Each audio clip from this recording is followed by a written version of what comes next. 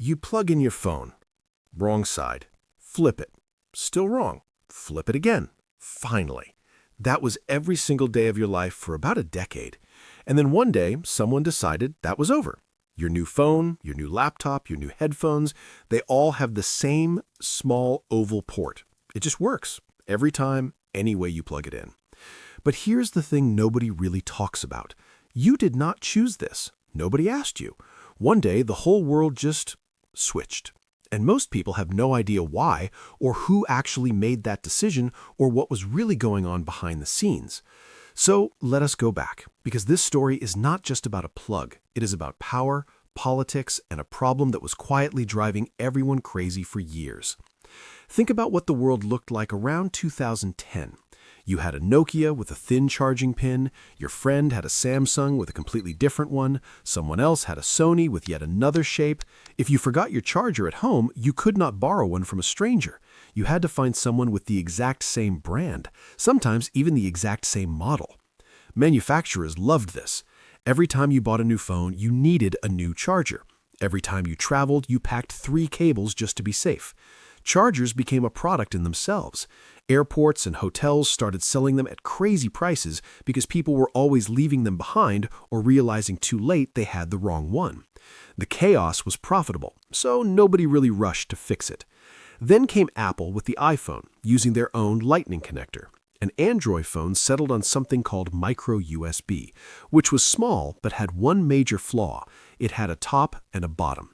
You had to look at it, orient it correctly, and then plug it in. And somehow, no matter how many times you did it, you always got it wrong the first try. That little connector frustrated billions of people every single day for years. Here's where most people have the wrong idea about USB-C. Most people think Apple invented it, or that some tech company just decided to be different and the rest followed. But that's not what happened. USB-C was not invented by Apple or Google or Samsung.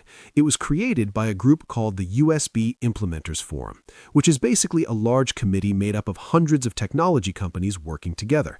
Companies like Intel, Microsoft, Apple, HP, Samsung, and many others all sat in the same room and agreed on one standard. The goal was simple.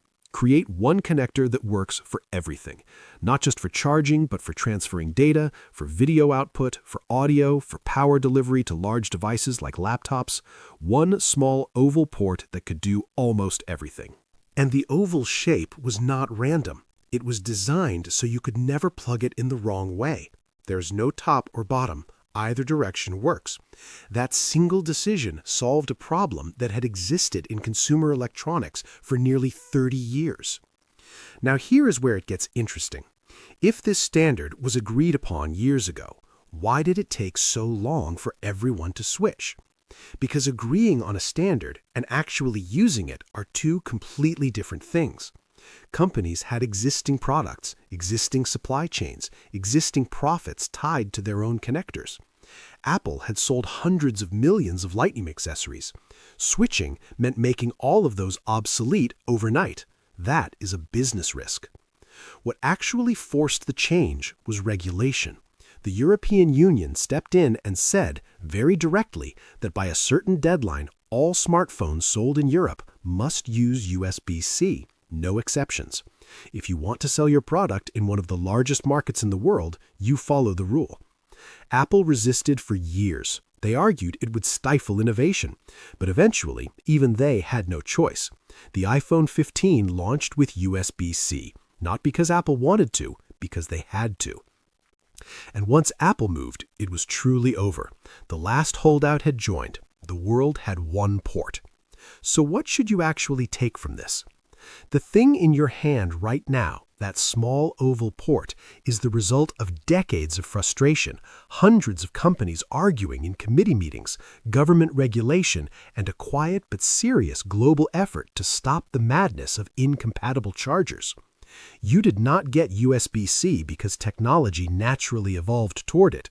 You got it because people decided enough was enough, wrote it into law, and forced the largest company in the world to comply. The real lesson here is that convenience rarely just happens. Behind every small thing that makes your daily life easier, there is usually a long fight that most people never see. The next time you plug in your cable without thinking, without flipping it, without guessing, that small moment of ease cost a lot of people a lot of years to make possible. If this story made you think about something you have used your whole life without really questioning, consider sharing it with someone who might find it just as surprising. And if you enjoy the kind of curiosity that lives behind ordinary things, there is plenty more of it waiting for you here.